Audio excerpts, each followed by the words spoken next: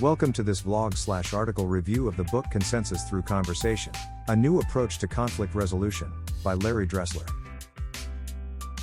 The following is a loose overview of my own thoughts and takeaways from the book. It is not an exact copy of any single part of the book and is not to be taken as the author's expressed opinion, but solely my own. So, with that disclaimer out of the way, let's begin. Introduction: The New Rules of Decision Making. This book explores the importance of effective communication and dialogue in conflict resolution and consensus building. Consensus is a decision-making process that involves seeking the input and agreement of all group members before making a final decision. It requires open and honest communication, empathy, and mutual understanding, and can be a powerful tool for resolving conflicts and building trust in relationships. In this review, we will be looking at the various steps involved in the consensus process and how to apply them in different settings. We will also be discussing the role of emotional intelligence, problem-solving skills, and trust in conflict resolution, and offering strategies for managing difficult conversations and building consensus. Now, let's dive into the first chapter and take a closer look at what consensus is and how it works. Chapter 1: What is consensus? Consensus is a decision-making process that involves seeking the input and agreement of all group members before making a final decision. It is based on the four basic beliefs that consensus is possible, desirable, respectful, and based on mutual understanding. Consensus is possible because it allows for the inclusion of diverse perspectives and the creation of solutions that are acceptable to all parties involved. It is desirable because it promotes collaboration, trust, and commitment to the final decision. It is respectful because it values the input of all group members and promotes open and honest communication.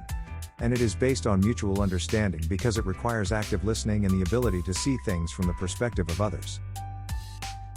When choosing a decision-making approach, it is important to consider the goals of the group, the complexity of the issue at hand, and the resources available. Consensus may not always be the best fit, and in some cases, alternative approaches such as voting or delegation may be more appropriate. It is also important to be aware of common misconceptions about consensus, such as the belief that it is slow, inefficient, or prone to groupthink. In reality, consensus can be a fast and effective decision-making approach when properly applied and can help to avoid the pitfalls of groupthink by promoting open and honest communication and diverse perspectives. Examples of consensus in action can include the decision-making process used by some governing bodies, as well as in corporate settings, non-profit organizations, and even personal relationships. In the next chapter, we will be looking at the various steps involved in preparing for a consensus meeting and how to set the stage for a productive conversation. Chapter 2: How do I prepare? The first step in the consensus process is preparation. This involves determining whether consensus is a good fit for the group and the issue at hand, deciding who to involve in the decision-making process, enlisting a skilled facilitator, clarifying the group's scope and authority, and educating group members about the consensus process. It is also important to develop an agenda for the meeting and gather relevant information to inform the decision-making process. This may involve conducting research, gathering data, and seeking the input of experts or stakeholders. Finally, it is important to start the meeting off on the right foot by creating a safe and respectful environment for the conversation. This may involve setting ground rules, establishing norms for behavior, and using icebreakers to help build trust and rapport. By taking the time to properly prepare for a consensus meeting, you can set the stage for a productive and successful conversation that leads to a well-informed and mutually agreed-upon decision. Chapter 3: What are the basic steps? Once you have properly prepared for a consensus meeting, the next step is to move into the actual decision-making process. This involves the following 5 steps. Step 1: Defining the issue at hand. This involves identifying the problem or question that needs to be addressed and making sure that all group members have a shared understanding of the issue. Step 2: Establishing the decision criteria. This involves identifying the values and principles that will guide the decision-making process, as well as any specific requirements or constraints that must be considered. Step 3: Crafting the proposal. This involves brainstorming potential solutions and using the decision criteria to evaluate and refine them. Step 4: Testing for consensus. This involves presenting the proposal to the group and seeking feedback and input from all members. It is important to listen actively and seek to understand the perspective of others and be open to revising the proposal as needed to address any concerns or suggestions. Step 5. Reaching an agreement. Once the proposal has been refined and all group members are in agreement, it is time to reach a final decision. This may involve writing down the agreed upon solution and making a plan for implementation.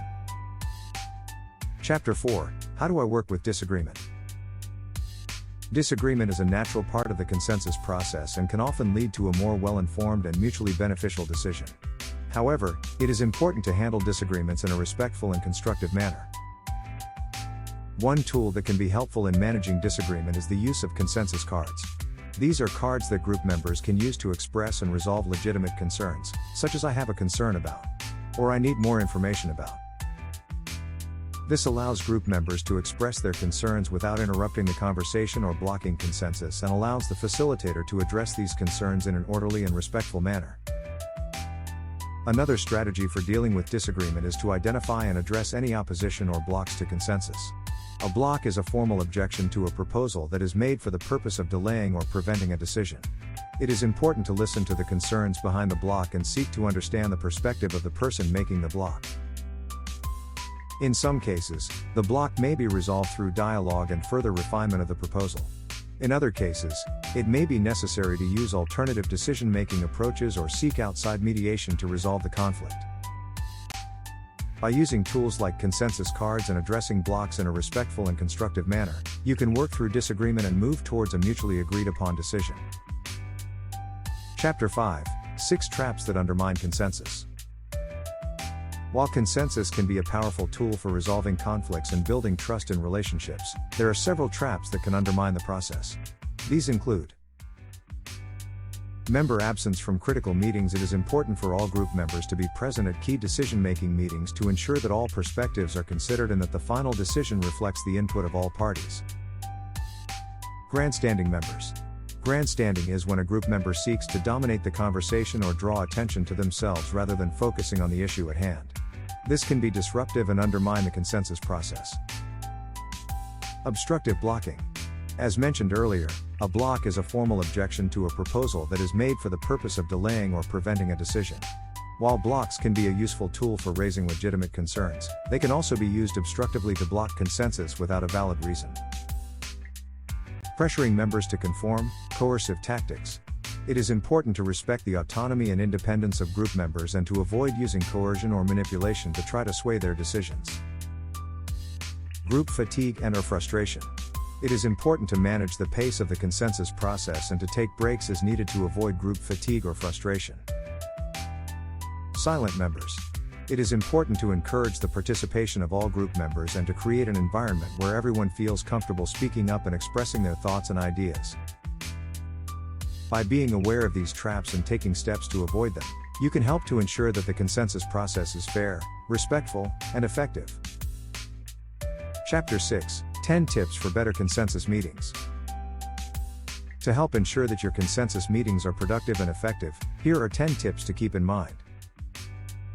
Setting clear ground rules. Establishing ground rules at the start of the meeting can help to create a safe and respectful environment for the conversation and ensure that everyone is on the same page. Some examples of ground rules might include no interrupting, no talking over others, and no personal attacks. Using a group memory. Using a visual or written record of the discussion can help to keep everyone on track and ensure that all ideas are considered. This can be as simple as writing key points on a whiteboard or using a tool like Google Docs to keep a shared document. Distinguishing must from want criteria. When establishing decision criteria, it is important to distinguish between must criteria, which are non-negotiable, and want criteria, which are desirable but not essential. This can help to narrow down the options and focus the conversation. Using silence and pauses. Pausing to reflect and listen to others can be a powerful tool in the consensus process. Taking a moment to process and consider the perspectives of others can help to build understanding and move the conversation forward.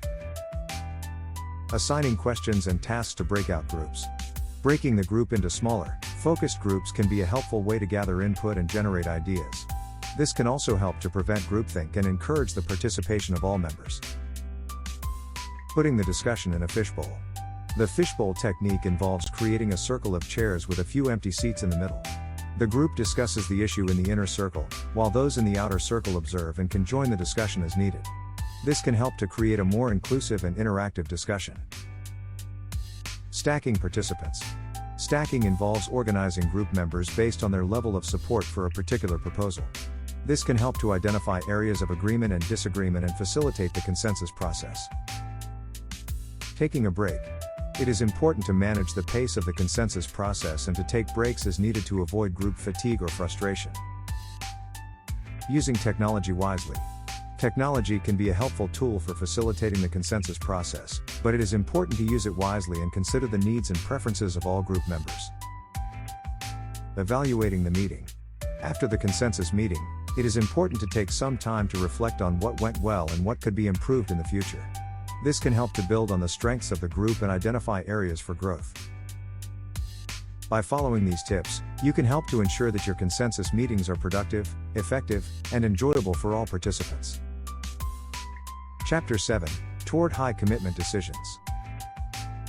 In the final chapter of the book, Dressler reflects on the importance of returning to the roots of consensus, which he defines as a decision-making process that seeks to integrate the needs, values, and perspectives of all concerned parties. He emphasizes the importance of remembering the words of his teachers, who taught him that consensus is about valuing others, honoring diversity, and building relationships.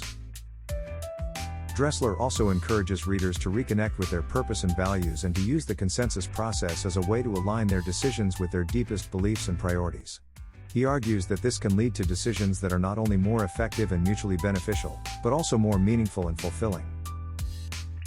In Consensus Through Conversation, Larry Dressler presents a new approach to conflict resolution and decision-making that is based on the principles of dialogue, mutual understanding, and mutual benefit. He offers a clear and practical guide to the consensus process, including the basic steps, strategies for handling disagreement, and tips for better consensus meetings. By following these guidelines, you can build more effective, collaborative, and fulfilling relationships with others.